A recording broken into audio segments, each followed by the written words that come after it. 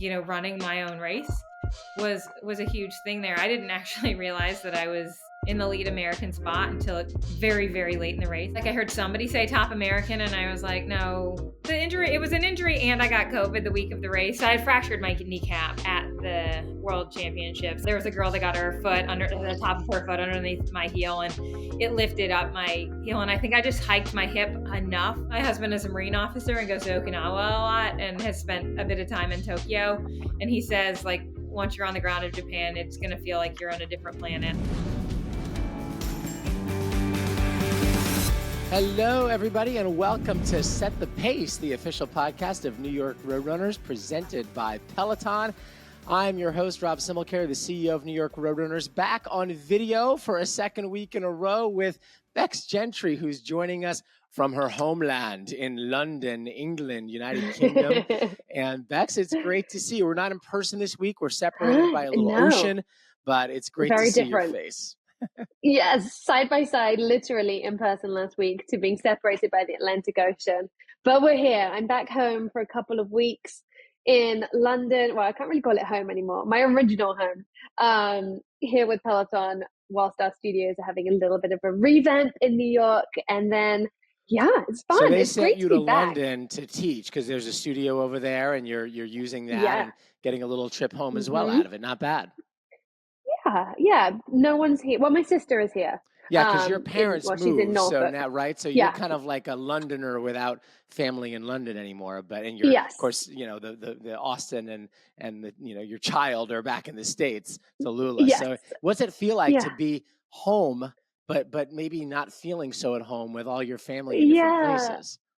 It's strange. I think once I see my sister in a couple of days, I'm going to go to Norfolk, which is the coast, like the east coast of England, to see her for 24 hours or so. And I think I'll feel more like I'm home in that respect. But yeah, right now I do feel a little bit like an American in New York, of walking around like, ooh, this is such a sweet city. It's so small. And like, I just walked across London, it's just, you don't just do that in New York. You don't just hop out of your house and you walk everywhere. So it's been very nice, very, very fun, but I'm definitely going to be missing my little family by the time I get home. Right now, I'm still like, mom's having a bit of a break. Yeah. Well, I'm sure it's nice, but I'm sure they miss you. Yeah. And it's, we get a little time with you, which is awesome. So Becs, we have some excitement to announce this week. I have been, it's crazy, Becs. I really don't consider myself a marathoner. I ran the New York City Marathon, as you know, when I was graduating from law school back in 1997, to date myself a little bit here. And that was going to be kind of like a bucket list experience, and it was incredible. Yeah.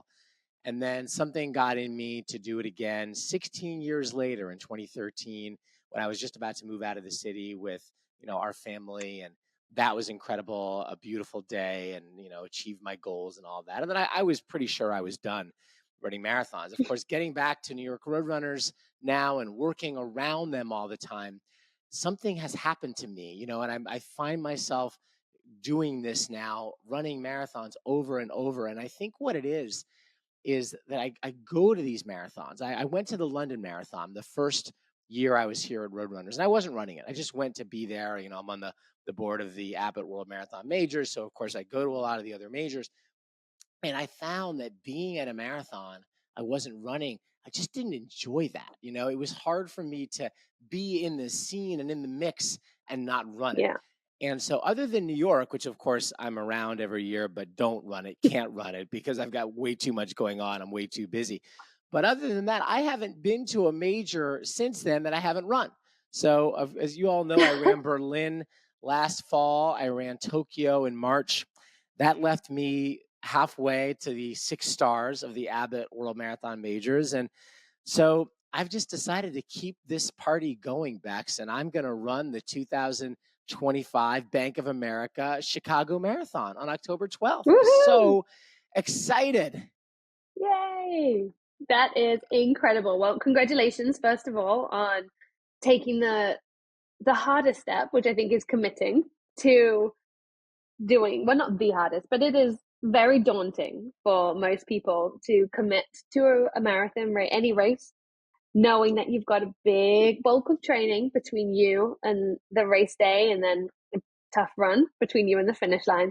But how wonderful, because you get to take yourself on another adventure, both physically, mentally, and you get a nice big shiny medal at the end of it. And as you say, you're one step closer to that elusive 6th star of the World Marathon Majors medals. I mean, so cool. So and cool. Bex, I'm super lucky. I realize how lucky I am, right? Because of my role, I get to get into these marathons, right? It's a lot easier for me than it is for the average person to get in, and I am very appreciative of that. And I want to thank Carrie Pinkowski, Mike Nishi, the amazing team out in Chicago for inviting me to run this year. So Chicago is such a beautiful city, and I'm just excited to be a part of it.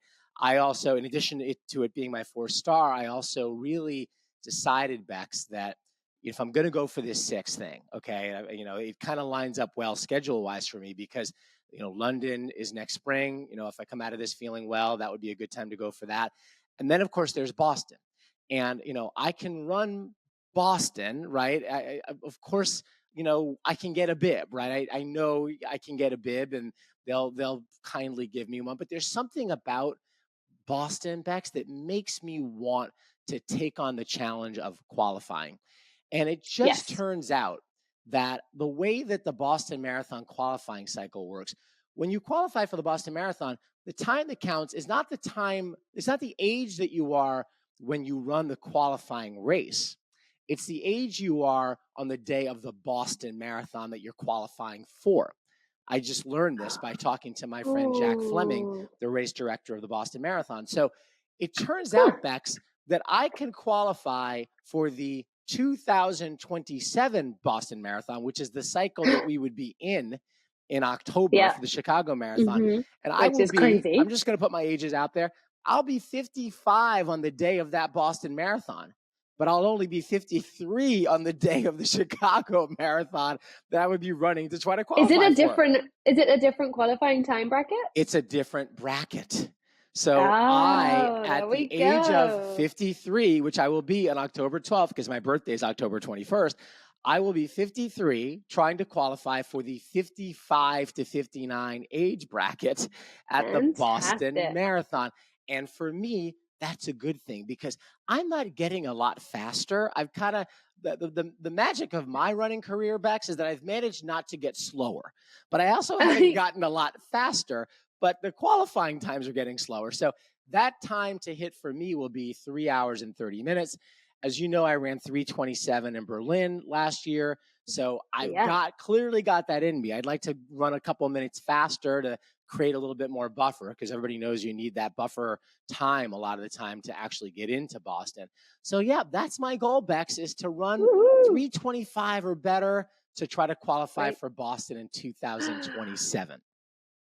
So many twists, so many wonderful, wonderful things that you will be able to celebrate.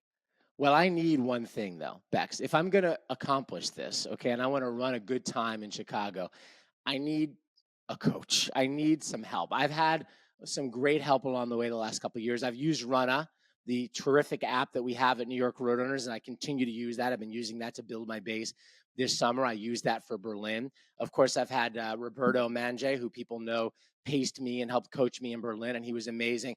But I was thinking, Bex, who do I know who's really good at running marathons, who's got an incredible track record, who's a teacher, who could help me get ready for Chicago? And I thought, gee, there's somebody I speak to just about every week who I know is really good at this. And so I thought maybe Bex would help me. So Bex, I'm here to ask, would you consider coaching me to get me ready for the Chicago Marathon? Because I think it'd be great for me to have your help.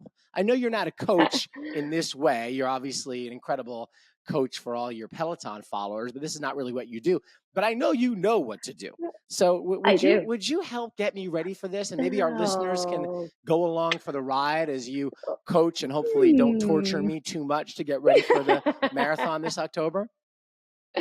I would be honored to. I'd absolutely be honored to. And I think that will be very funny. And if it's okay with you, I think we should talk about it on a weekly basis, how I am not torturing you. You can Because I know torture a me lot a of my, little if it's going to make I me will. faster, but just I will. yeah, just a And all little. of our listeners who know me know I will. And that will be awesome. And we should definitely make sure we get you into a Peloton class at some point during this time period as well, so I can actually see you running and check it out. But I'd be honored to Check on come on my this form a little journey bit, because with you you. and I, as much as we've talked about running, you and I have actually never run together. There's a good reason for that, which is that We're I both can't normally stay working anywhere at these near races. you. Yeah, well, yes, there's the work thing, but there's also the fact that you would be walking and I'd be running. But other than that, we just haven't had a chance to do it. But yes, that would be great if I came to one of your classes and you can yell at me for not picking up my knees and that sort of thing. Absolutely. Oh my gosh, this is so exciting. Well, thank you for picking me. Coach Becs. Great. So we'll keep everybody in the loop. This will be fun. The next 12 weeks or so, we'll do some updates. You know what I'll do? Maybe we'll put on social some of the things, Bex, that you're asking me to do every week, and then I can come back and report on how that went, how the workouts went, how I felt with what Bex asked me to do. So thank you very much, Rebecca. I appreciate that, and I'm excited to run Chicago with you as my coach. So should be a lot of fun.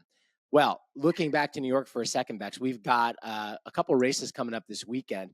We have a new event coming up in New York this Saturday. It's a first-time event. It's called the Start Line Series, and this is a brand new 2.5-mile fun run.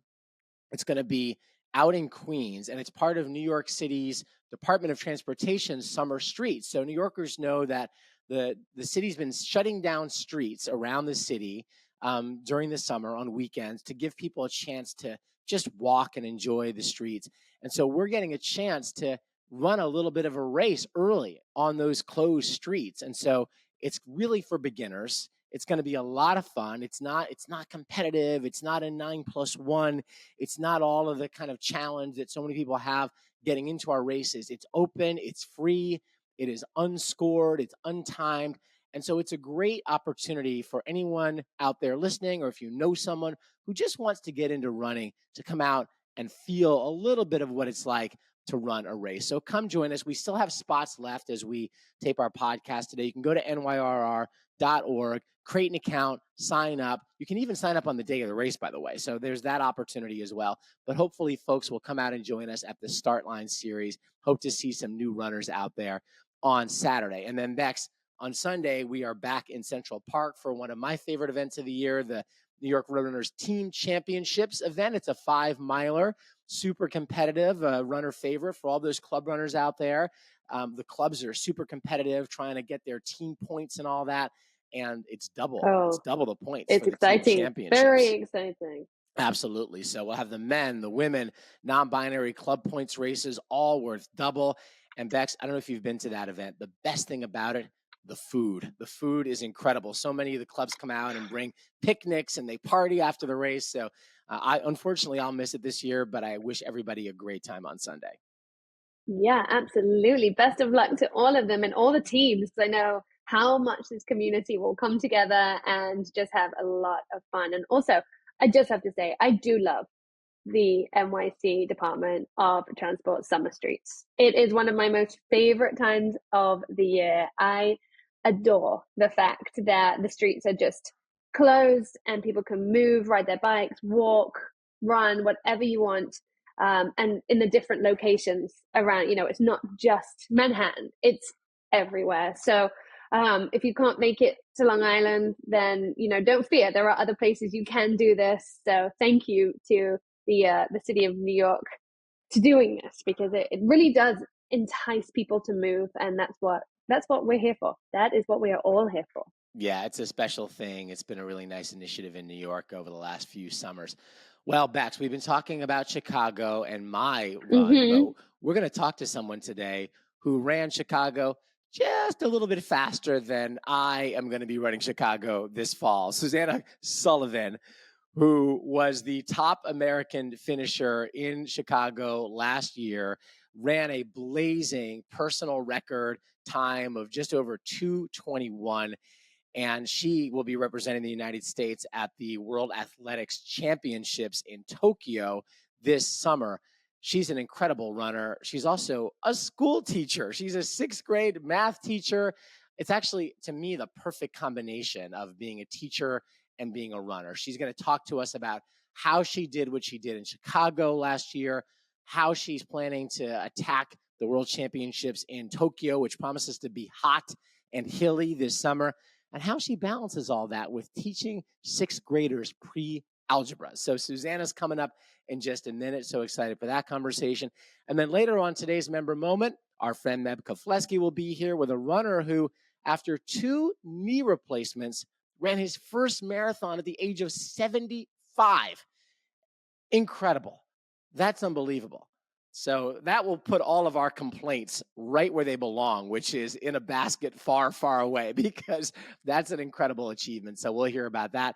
And then today's Med Minute will be here to help those of you who are training for fall races, and that includes me, stay in shape, beat the heat. It's been a struggle, Bex, the last couple of weeks, and get ready for running in the fall, even if you're taking some vacation time. So stay tuned for that. Try the Peloton app for free and access classes for every type of runner, whether you're training for your first race or you're a seasoned pro. From outdoor runs and intervals to strength, yoga, and stretching, you'll find the perfect fit for every part of your routine, whether it's a long run day or you just need a quick 5-minute reset. The Peloton app meets you where you are and helps you become a stronger, faster runner because it's designed for someone like you. Try the app free for 30 days and download it now from the App Store or Google Play. Terms apply. Peloton, the official digital fitness partner for New York Roadrunners.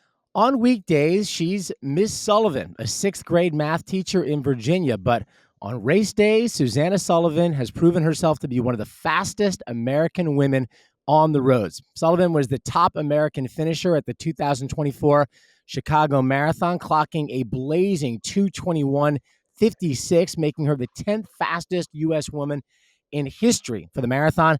She then went on to be the top American finisher at the 2025 London Marathon, all while juggling lesson plans and grading homework.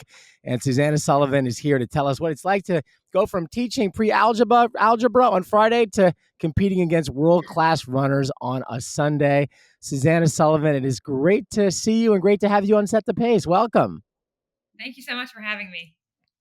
I've had a chance to see you from time to time around events, but we've never really had a chance to chat. I know you're meeting Bex for the first time, but it's really great to have you. And I guess I would start by asking you how you got here. How did you get to this point, Susanna, of being a competitor at this level at the marathon distance? Is this where you thought you'd find yourself at 35 years old?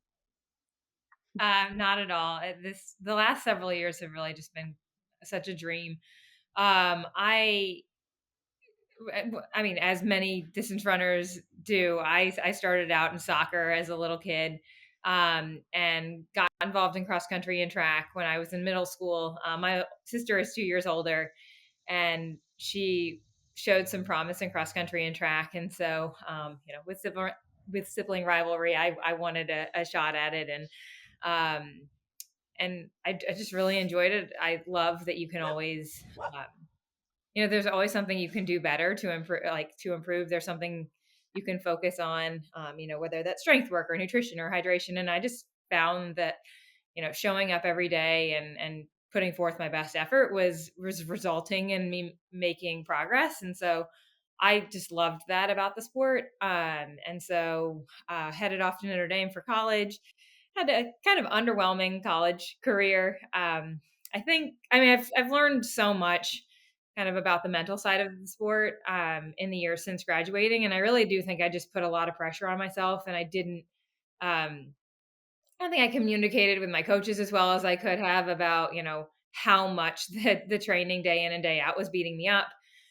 So when I graduated, I headed back to the DC area. That's where I went to high school, and linked up with a running club there, and was on that team for 8 years, and made some progress. I qualified for 2 Olympic trials with capital area runners. Then during the pandemic, when I was teaching into my computer, I was kind of slipping out at lunchtime, and I didn't have a commute on either end. And I was just finding like pockets of time to get outside and get really active. And I think that being able to increase my mileage kind of in a deliberate way, 2020, 2021, kind of just really helped me to see that if I could stay healthy, I actually could, string together a lot of good workouts. And I started to make a lot of progress in 2020 after I started working with my current coach, Andrew Gerard. He's at George Mason University. And since working with him, I went from running 2:35 in the marathon was my PR when we first started working together, and now it's 2:21. Wow. So working with him really, I think, has been like the catalyst for so much of the progress that I've made in the last 5 years or so.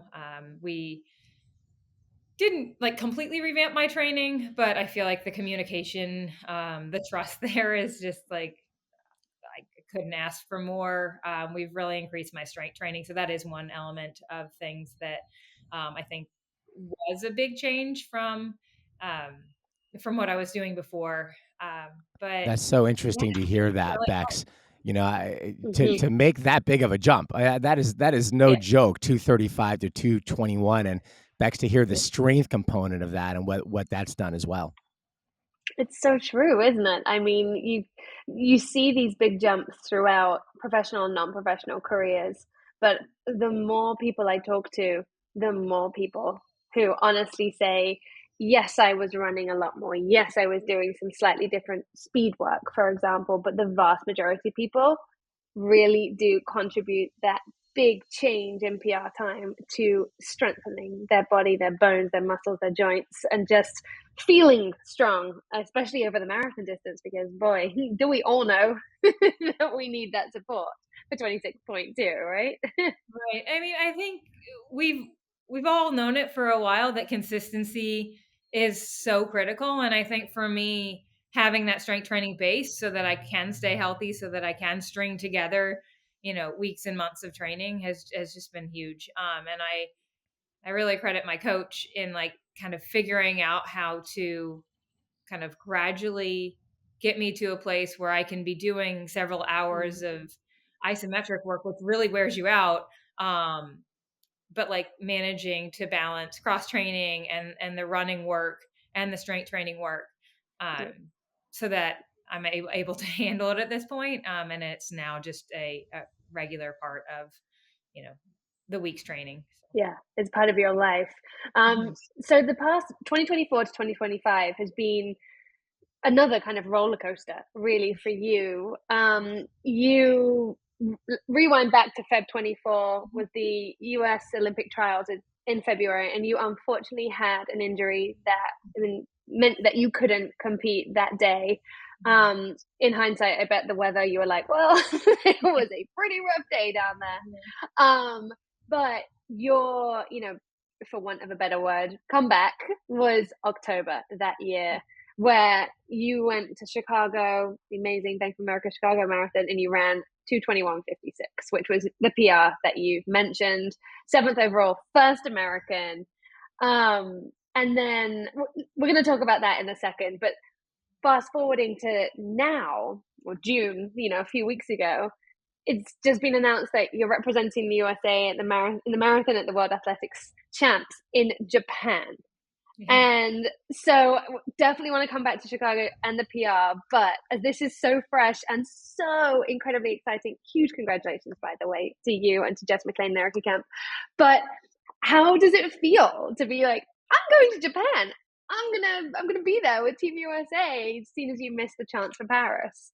Yeah, no, I'm super excited. The injury that ended up keeping me out of the trials, it was an injury, and I got COVID the week of the race, so it was, it was just like, it was pretty clear that going to Orlando was not going to make any sense. But I got that injury at the World Championships in Budapest, and so when I limped away from the course in Budapest, I like just I just wanted another chance. And these things are never guaranteed. And, you can wish it and want it. And I remember walking away thinking, I hope that we can find a way to get back and have another shot at Team USA and put and just have a day that I can really feel satisfied with and feel like it reflected all the work that I'd put into it and all the work that the team around me had, helped prepare me for. And so, yeah, then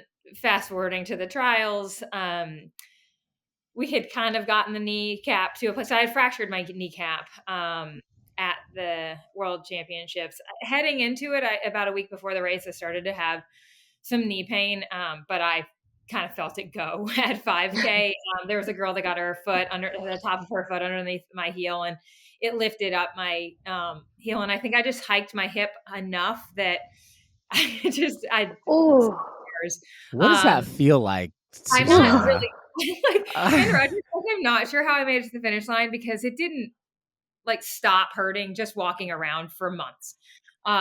So yeah, it was a lot. But then we got to a place where I felt like, you never know what'll happen in a marathon. So we felt like heading into Orlando.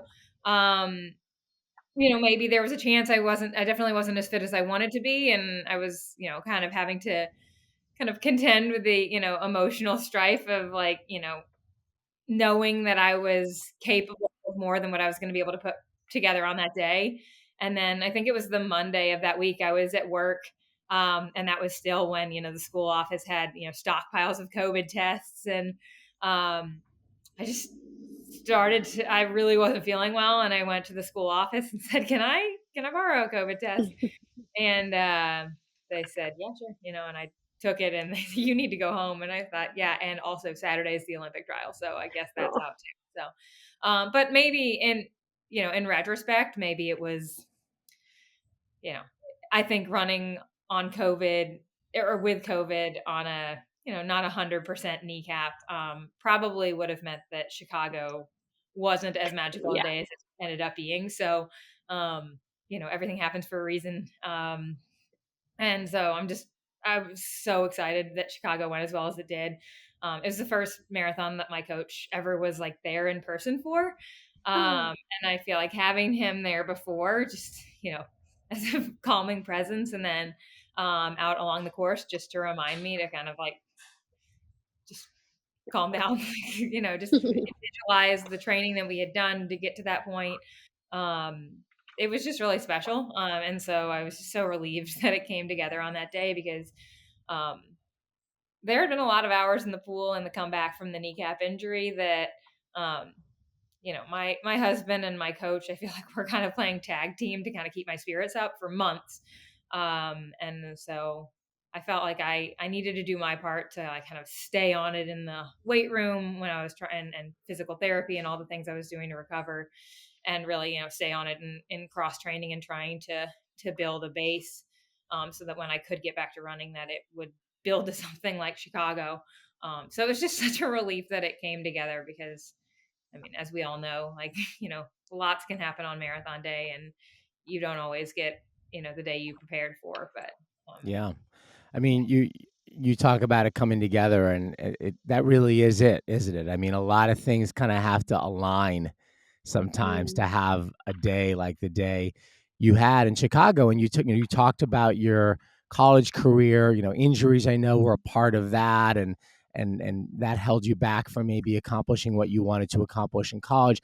You talked about the injuries you had as a pro, and so what did it feel like for you to just have it all come together that way and cross the finish line and have the realization of, the changes you'd made in your training, the changes you'd made in your body, everything that you've done kind of all come together on that day. And then when it does, how do you feel about, okay, can you make it come together again? Right. Cause you've got it. It's almost like you feel like lightning strikes in a good way. And then you're trying to make it strike again. yeah, I mean, I feel like I was just living a dream for the week or two after it. And then, I feel like I've been around the sport long enough. I read everything that, books, all these elite athletes have, especially in the last couple of years, a lot of books have come out, and I've read a lot about that understanding that like it's nice to be able to learn from other people's mistakes, and you obviously have to learn from your own as well. But a lot of people say that they have a big performance, and then they think that they have to do something bigger and greater, in order to get to higher heights. And I think that I've learned from enough people who've gone before me and have kind of shared their story that it's really about consistency, and you don't have to do something, you don't have to run significantly more miles or do significantly more cross training or lift heavier weights or, completely change your diet or whatever it is. It's a matter of just like kind of continuing to stack bricks. And so I think that was something that my coach and I reflected on after the race, that like I didn't need to like do anything drastic to feel like I could continue to improve. And so I think just kind of checking in on that and remembering that every once in a while that, if I just kind of keep doing what I'm doing and kind of focus on the things that have worked for me in the past, and I don't pay attention to what everybody else is doing. And, if it's different from mine, not second guessing, my approach to training. And that's probably going to be what serves me best and is going to make it more likely that lightning can strike again. So. Yeah, absolutely. So talking about doing what you do best as well as running, you are also a second grade math teacher. Is that right? Sixth grade. Yeah. I've been in the US long enough. I should know, but I have no idea about the school system. As my daughter's about to enter it, and I'm like, what? Sixth grade math teacher. So what age is that? What age are they? They're 11 and 12. Oh, geez. Okay, so really, you tweens, have as we call them. days. Yes, there's attitude. There's probably a lot of patience being taken from you. What is your typical day?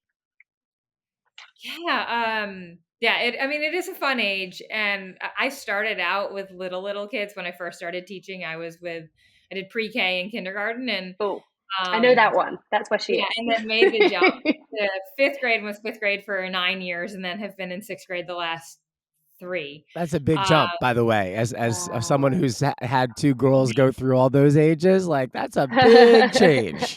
Yeah, I feel like people told me, I'd find the things that I didn't like and that I, liked about each age group. And I do like that. I love the relationship building part of that age. I have girls in my sixth grade class who like really got into the running thing, and their mothers would shoot me emails just letting me know like they're having a really hard time building up the nerve, but they really want to have lunch with you, and they're going to say it's about math, but they really just want to talk about running. And so it's just like it's just a cool time in their lives where the relationships that they build with the people outside of their family are starting to have more and more of an impact on them. And they are seeking out, relationships with the people outside of their families, which is just kind of cool.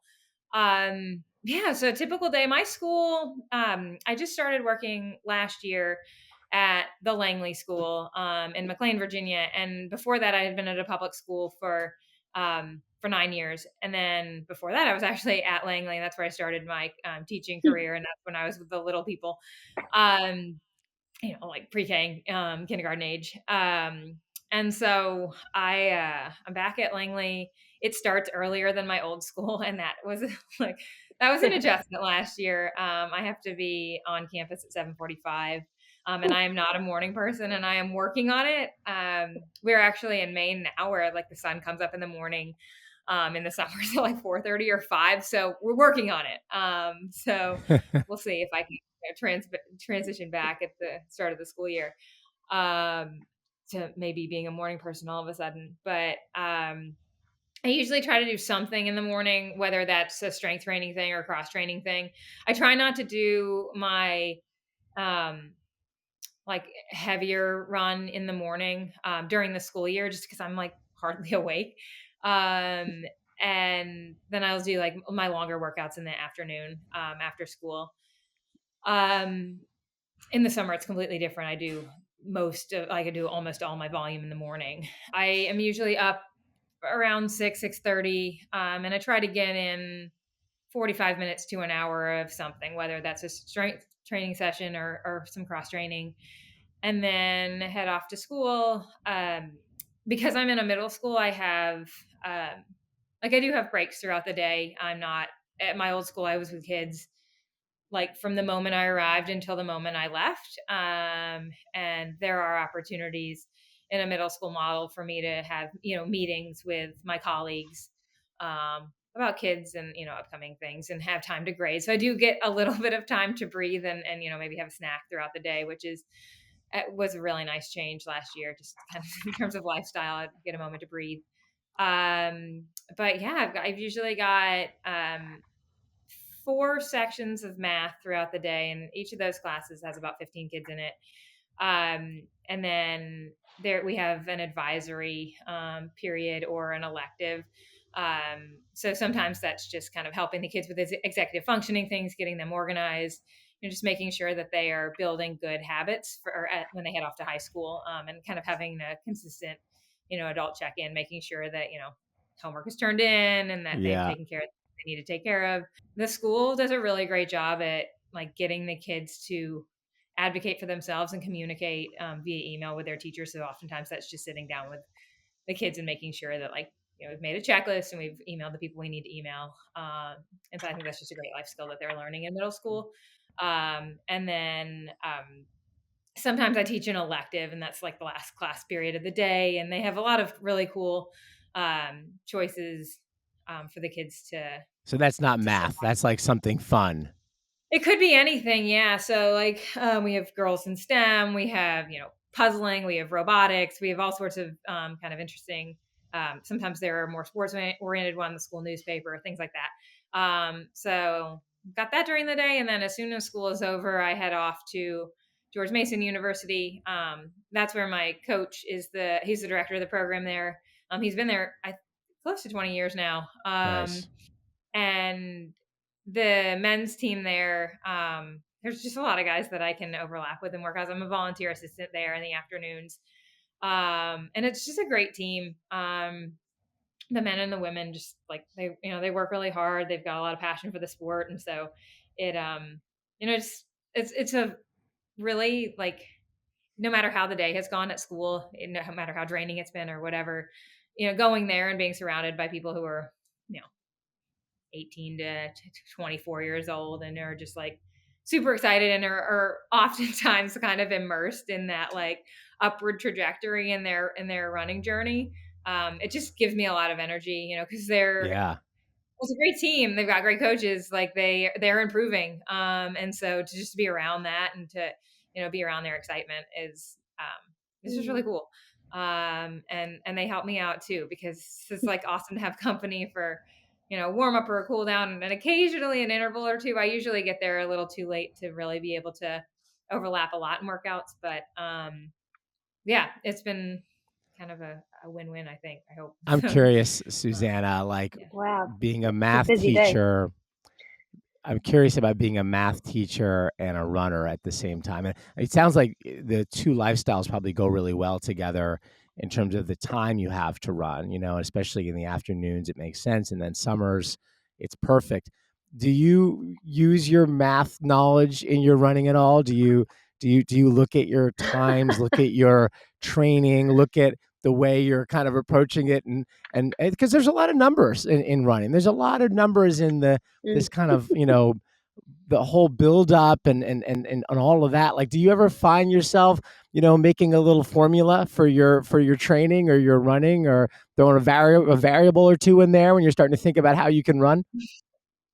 Yeah, I mean, there's so much data available to us in running, and I do love to look at numbers and kind of I like to see, patterns and things, and it's, so easy to compare things. And I feel like I try to strike that balance between being interested in the data and noticing things, but not getting, too compulsive about it, because I mean, I know a lot of distance runners can tend to get a bit compulsive about their training.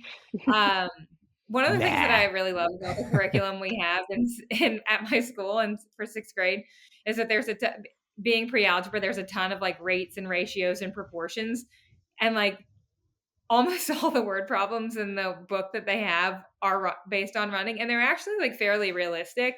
You know, like there have been some workbooks and textbooks that I've encountered over the years where it's like, you know, Sally ran 85 miles in whatever, and you're like, what? Like, okay. Or, you know, Sally ran 3 miles in 47 hours, and you're like, no. Like, so this book is great because that, you know, the curriculum that we use, there's a lot of sports word problems and application in there, and it's a lot of the kids in the grade that I just had. We'll see what happens with this next group, but they were they're a lot of sports fans, and so it was very easy to kind of connect proportions and ratios to the math that was relevant and that they were learning at the time. Yeah, so yeah, there's a lot of crossover there, and it's cool to be able to show them, you know, okay, so if I wanted to average X pace and I was, you know, at the 4 mile mark at 20 minutes and say 54 seconds, how fast do I need to run this next mile? And so like having them kind of figure those things out, like how fast do I need to run the next mile in order to, you know, average what I wanted to average. It's just really interesting, and they get more invested in it if they think that you care about it. Yeah. And yeah, so yeah, there is a lot of good crossover. I also find that my mother was an English teacher, and grading essays just takes a really, really long time. But I feel like grading math stuff doesn't usually it shouldn't take as long, but then I love to look at their work and kind of figure out where, you know, if the train went off the tracks, where it went off the tracks, so that I can give feedback. So it does take a substantial amount of time, but it's like, it's interesting to me. To, like, when I'm grading papers, it's kind of like a nice brain break from running. And so I tend to do that in the evening. So like after I leave Mason in the afternoon, to kind of get back to your question about what a day looks like. After I leave Mason, I usually hit the pool on the way home. We're really fortunate in this area that there's quite a few pools that I can get to pretty quickly on the way home. And I usually do about an hour of cross training. And so depending on what I've done in the morning, I'll kind of finish it off in the evening. And then after that, usually I try to, you know, get dinner right away after that. And then usually do a little bit of grading, maybe like 30 to 45 minutes. I feel like as I've gotten older in the last couple of years, I've found more and more that I need kind of a buffer, like to decompress between, you know, the running and the schoolwork and kind of being ready to go to sleep. So been trying to find, like, you know, opportunity to kind of just relax at the end of the day. But sleep is so important that it really is just like during the week I have to be pretty disciplined in order to make sure that I have everything ready to go and I can get to sleep, you know, so that I can recover. So yeah, absolutely. Okay, random rumor. Do you actually run with your kids at school ever? You know, at my old school, we used to go for a walk in the woods every day. We had a park behind the school, and That's so cool. sometimes we would jog a little bit. The school that I'm at now has like a turf field that's pretty close to my classroom, and it has, you know, painted track laps on it. I like to get outside for you know, things that are active. I don't tend to like go for real runs with them, just because our campus is fairly small. But yeah, they, you know, there's a lot of local races in the area, and so it's fun to see them at this run. The school is a fairly active community. There's a 5K in McLean that a lot of the schools, or a lot of kids from the school do. So it's cool to just see them at running events, and a lot of them like to do, you know, local 5Ks and things like that. And I'm sure they love seeing you too. They're like, Miss Sullivan, she's winning. Susanna, I want to talk about Tokyo a little bit and your approach to running in the World Championships there. It's an interesting event, the World Championships. We had a group talking about this after the MasterCard Mini 10K in New York and the approaches that people take to that race. You know, it's coming into the fall. There's There's fall major marathons that are happening. You got some folks who choose to run the world championship, some who don't. What's your approach going to be going into that race? How are you thinking about it? Are you really focused on getting on the podium? Are you just trying to have a good day? Are there other fall marathons that you're thinking about as well? How are you thinking about the world championships and what it means for you and your progression? Yeah, I mean, we are definitely making it the priority in the training for the fall. We we know that it's going to be hot and humid and hilly, and with having an all Brooks team, it has just given me like such an opportunity to kind of learn more about training for heat, humidity, and hills. We were out in the three of us, well, and others, but Jess and Erica and I were out in Seattle a couple of weeks ago, and we were meeting with all sorts of people on the Brooks campus. But we met with their exercise physiologist and a couple other people who work in kind of their research lab. And they've been helping us to kind of understand our individualized, sweat rates and just kind of the way that we handle heat and humidity. And I just think that that's like, I've just felt a lot of support. And I feel like Brooks is putting a lot of, of their energy into helping us be as prepared as we can be. And so I'm just super excited for this opportunity to work together with, Erica and Jess and, hopefully, yeah, like I think all of us have aspirations to be as close to medaling as we can. And um, like we've been saying, like so many things can happen in the marathon. I think that with it being a course that is hot and humid and has a lot of hills, it gives like those things can be equalizers for depending on how well you've prepared and what kind of day you're having. So I'm certainly not when I train, I'm training with kind of those things in mind, that like I want to make sure that I am leaving no stone unturned in terms of preparing for just acclimatizing to the heat and making sure that we're going in mentally kind of prepared for any kind of scenario. And if that means that we find ourselves in striking position of a medal, being able to respond and not count yourself out, because I've been working really hard and training's going well. So yeah, I'm like super excited for the opportunity, because with every country only being able to send 3 athletes, that actually is kind of an opportunity for um, you know just looking at the rankings. There's quite a few Ethiopians and Kenyans that are ranked ahead of me on the world rankings list, but they can only send 3 each, and so it does get you thinking like, okay, so why not a medal? If you have a good day, there's the field is not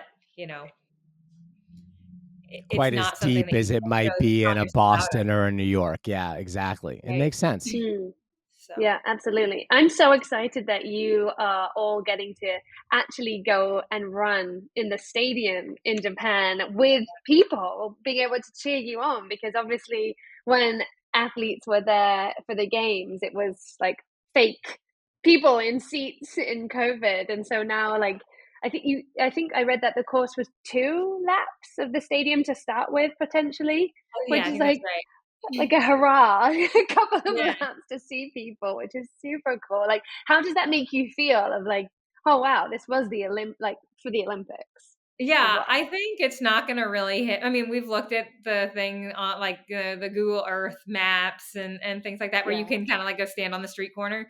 And I'm really appreciative to all the folks who've kind of sent along data, mapping the course and route maps that show elevation and things like that. I definitely think that we are prepared with like intel for what the course is going to be like. But my husband is a Marine officer and goes to Okinawa a lot and has spent a bit of time in Tokyo. And he says, like, once you're on the ground of Japan, it's going to feel like you're on a different planet. Like, it's going to be. So I'm just like, I'm super excited for the experience of, just being somewhere new. And I think it really is going to just hit me that like, wow, like this is very, very cool. It's really, really cool. I've run in a lot of places around the world, and running in Tokyo was totally just like your husband says. I was just like, this is it's bizarre. It's Yeah. so bizarre. And I stayed in the hotel right opposite the stadium, and it just, the hills, the humidity, as you say, like even just you guys, I'm sure, will have your own food that's suitable for your training. But for, I mean, I was just running the world majors races, so getting used to different diets, different food, different everything was just so cool as well. I'm like, I nerd out over the body, obviously, in my profession, but like how we react to things like that, as well as the nerves that you're gonna have. But it's gonna be a breeze of adventure all the way. Yeah, I'm super excited. Yay. Okay. With looking ahead, obviously focus is right now world champs, but there is so much anticipation of 2028 LA Olympics. I know you're not probably putting anything too much out there, but is that on your radar? Are you thinking like, this is a goal for me in 2 years time, two and a bit? Yeah, for sure. I mean, I feel like I have this conversation occasionally with my husband that like I'll see my name in something and I just like, oh wait, like, I did run really fast in Chicago, and like I really shouldn't be counting myself out No. for 28. So I'm super excited. I feel like there's still more to give. I mean, I feel like the 221 in Chicago, I feel like I learned a lot from it. I feel like, running my own race was a huge thing there. I didn't actually realize that I was in the lead American spot until very, very late in the race, like maybe a mile to go. I started to have suspicions of it at about the halfway because I feel like I heard somebody say top American and I was like, no, like I'm like, surely I like must have missed somebody with all the chaos at the start. Like somebody must be still further ahead, But then with about a mile to go in Chicago, one of the motorcycles pulled up alongside me, um, and was yelling to other people like lead American. And I was like, oh, okay. And so I think I just like learned a lot about, you just prepare the best that you can and you run Yeah. your race and, it kind of, let's Yeah. see where And then there you are. put you. Yeah. Um, and so, I mean, that was just such like a big surprise for me. Like not the time. I just didn't think the time would put me in that place. With all the talk before it about an American record and everything, I thought, I could run. We really did think like 221 high, 222 low was a realistic goal. But with all the talk about the American record, I thought, okay, there's going to be 3 people that run 218, 219, 220. And I'm just like, we knew that my training had gone really well, but we also knew that it was the first time that I was going to, have finished a marathon in a year. And so, or even attempted a marathon in a year. So we just knew that, that there was potential, that things could go sideways, even though preparations had gone really well. And so I think I learned a lot from that. I feel like training has gone well since then. I've been feeling good. I feel like, I mean, like I was saying before, I just have like so much trust in my coach, and I feel like we're continuing to progress, and I think our communication is really, really solid. And like after every marathon, we have a conversation, and periodically throughout the cycle, just kind of what's going well, what could be improved upon. And so I feel like we still have plenty of ideas with regard to nutrition and hydration and, getting more sleep, which is always a challenge in the school year.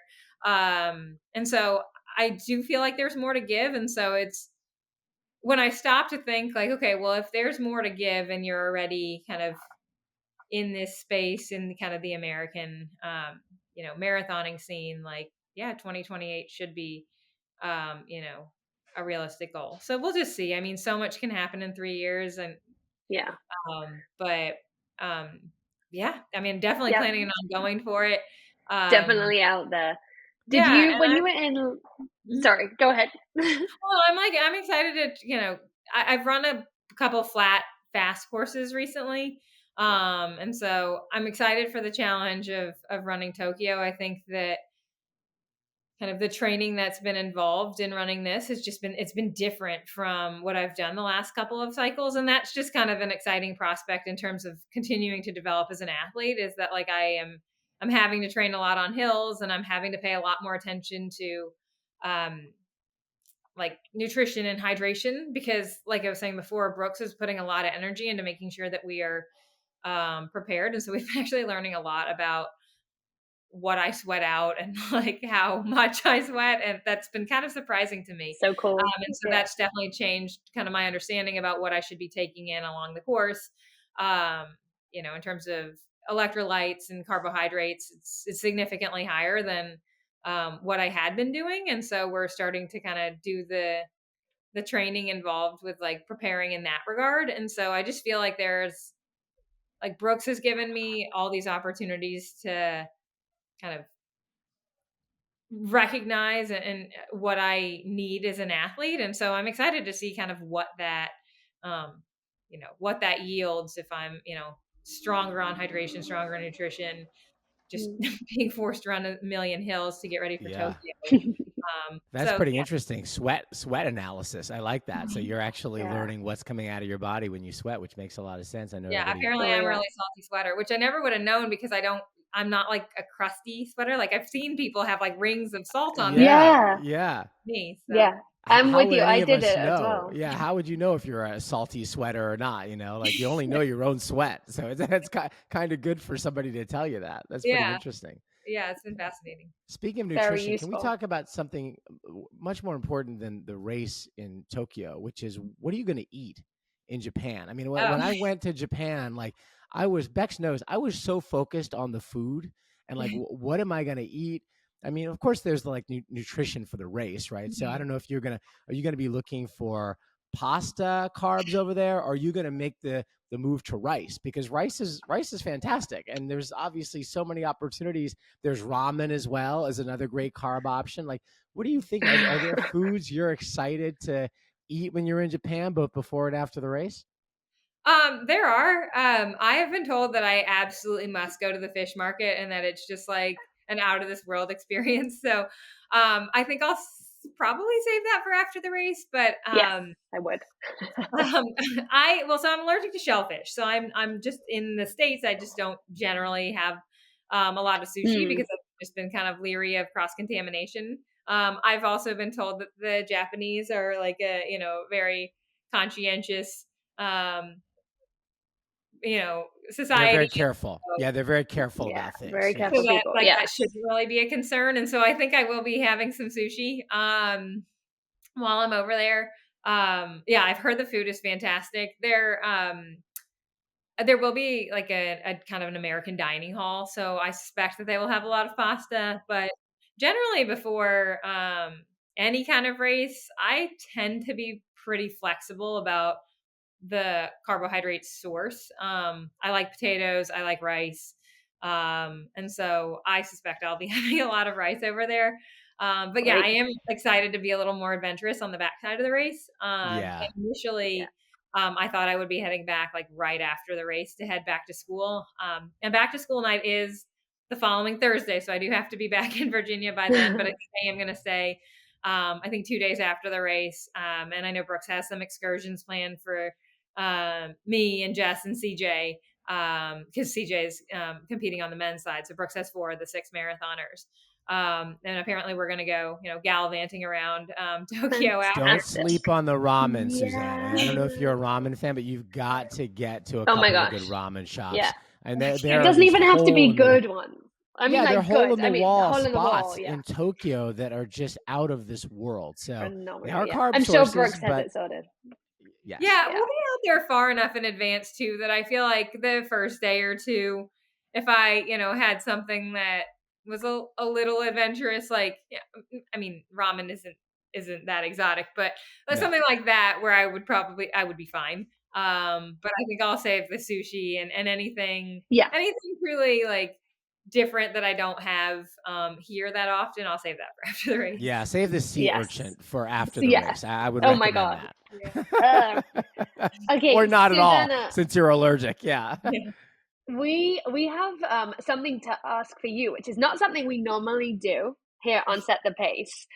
We don't normally get our guests to give advice personally, but seeing as you were the top American winner in 2024 at the Chicago Marathon, wonderful Rob here has just today on the top of the show announced that he is going to be running the Chicago Marathon this October.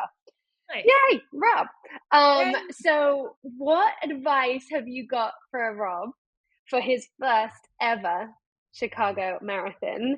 And yes, you should be scared because he's coming for your 2:21:56. I'd be thrilled at 3:21, Susanna, so don't worry. Yeah. Ooh, that's tricky. Wow. I mean, I think you've run New York, I would assume. A couple times, yes. Yeah. I mean, I have not yet run the New York City Marathon. We know. We're paying attention. Yeah, it's on my bucket list. But good. That's good to know. Yeah, I feel like the energy in Chicago, like just standing at the starting line and looking around, was just like such a shot of adrenaline. So I would just say, like, just soak up the crowds. I feel like the first couple of miles, I didn't look at my watch, and I've heard that if I had, I was kind of looking at it, but then I was like, nah, I can't be right. So I would say, don't bother. Don't trust, just kind of trust your, trust. Is that just because the watches aren't accurate there with the tall buildings and everything? You go in a tunnel, and then there's just like a lot of taller buildings. Not unlike New York. Yeah, I would say, just maybe soak up the energy of the crowd, but also recognize in that first 5K that it's so easy to go out too fast. It's a little downhill at the start. Is that it? Okay. I think so. Definitely. I haven't looked at the course that closely yet. Right at the beginning, it's definitely downhill, and I feel like that's probably true for a lot of the majors. But I feel like it's particularly important there because it is so fast and flat that you can, you just want to be comfortable not comfortable, but like, you want to have legs under you the last 10K or so. So I think just being cautious early on. I feel like in New York, I've heard, and I don't know this from experience, but I feel like everybody cautions people to like, remember that the hills in Central Park will be there for you and you're going to have legs under you. But I feel like nobody really talks about that in Chicago because it isn't like, there isn't an element like that where you're just like something is looming and you're going to like, if you make a mistake early, you will absolutely pay.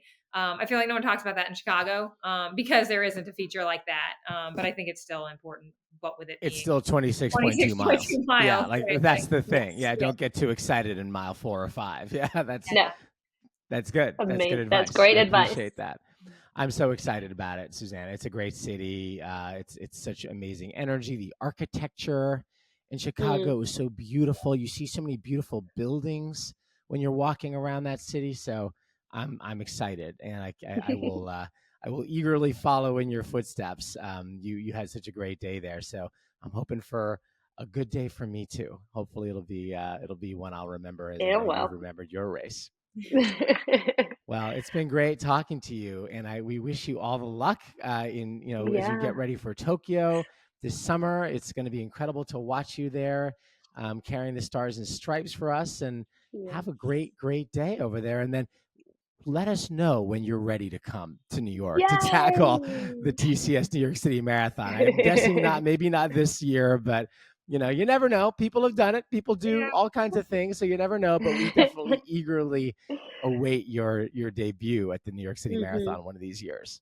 Thank you so much. This episode contains graphic content that may be disturbing to some listeners.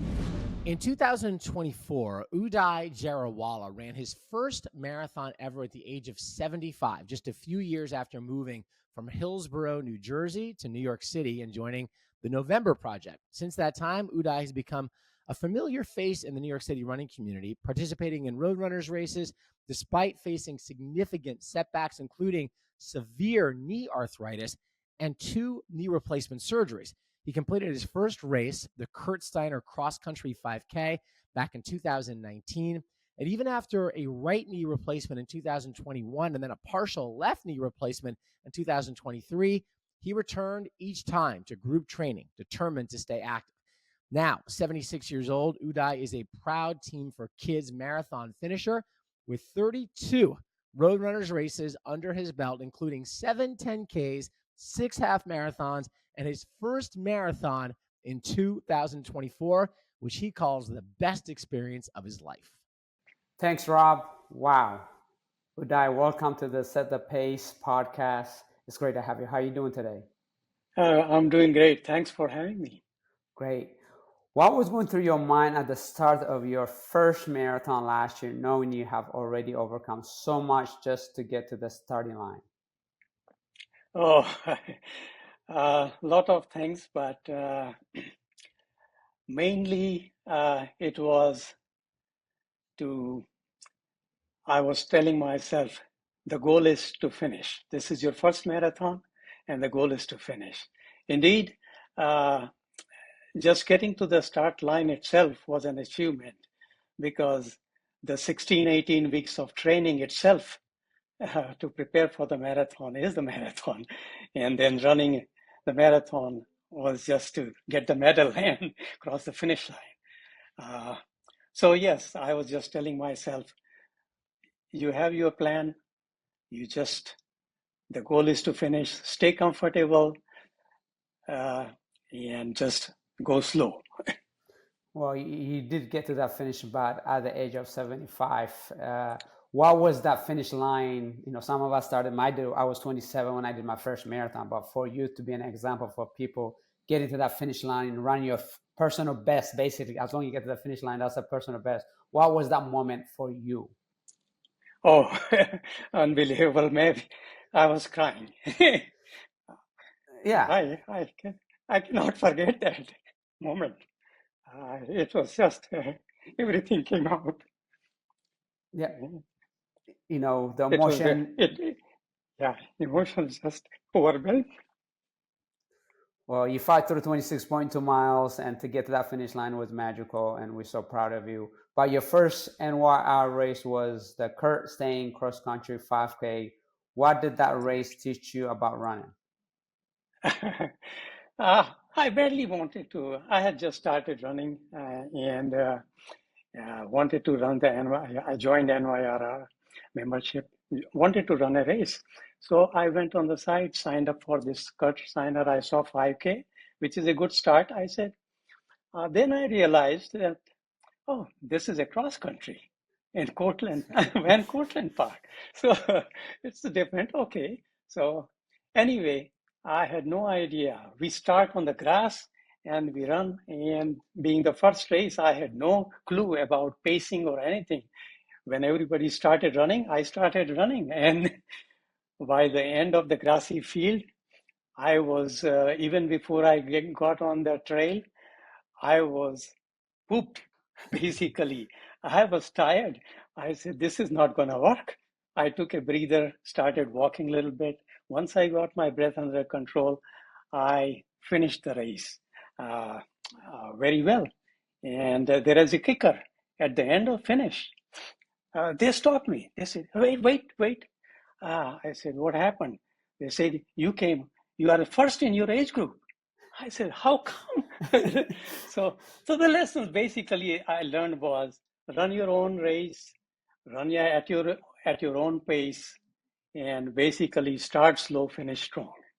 Sounds perfect. And no matter what age, what experience you have getting to the starting line, healthy and finish strong is amazing. And you did that. Yeah. How did joining the November Project and the NYRR group training change your approach to running or even life in New York?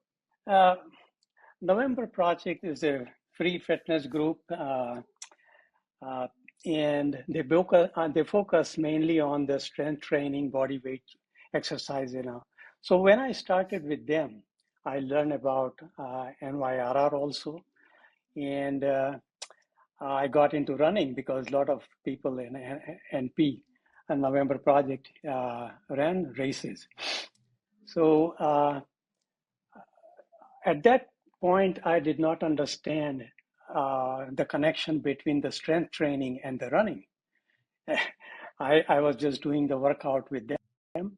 And once I joined the NYRR group training, I learned the importance of warm up, cool down.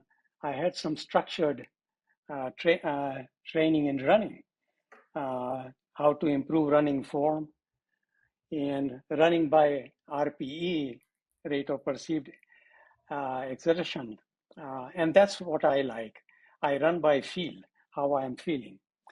And the speed work and the hill workouts, they really, I could not have done without joining the NYRR group training. And of course, the group support that we have in NYRR training. So both of them, and November Project and NYRR, they have become sort of integral part of my life in New York City. I mean, that's what I look forward to every day. Absolutely. The New York runners do an amazing job, not only on race day, but get you running the start line healthy and strong. Yeah, and absolutely. Looking back now at your 32 races, is there one that stands out the toughest or the most memorable? And what did you take away from that? The toughest and the most memorable. I will go most memorable first because undoubtedly that is the New York City Marathon. I mean, that's it will always remain as my most memorable race, no doubt. The toughest one, I would say, this was prior to my knee replacements. I was running all the races with a lot of pain in my knee, but I just wanted to get it done. And any one of those races that I ran prior to my surgery were tough in itself. Yeah. Absolutely. And I can also relate to my first memorable one was the New York City Marathon in 2002. Yes, what to do, what not to do. It sticks to like it was yesterday, still there. The first marathon is always memorable. What's the most unexpected thing that you have learned about yourself or about running since you started this journey in your 70s? I learned that I can do hard things. even if I started so late in my life running, I wish I had started earlier, but it's never too late. And as far as running, what I learned that what was unexpected was that running slow makes you run faster. And really, that was so unexpected, but so true, is that running slow, finally I realized that running slow builds my endurance. And once I build my endurance, it gives me the opportunity to run faster. And that's how I have slowly, gradually, and really, I have become faster over time. It took a long time, but I can see the improvement in my. So that was something unexpected when people say running slow makes you run faster.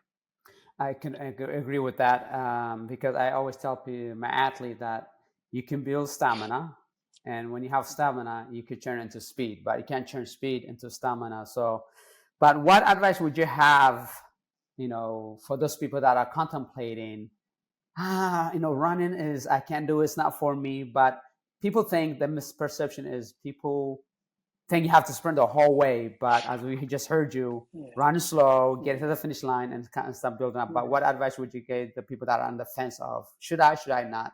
And especially when you start in your 70s.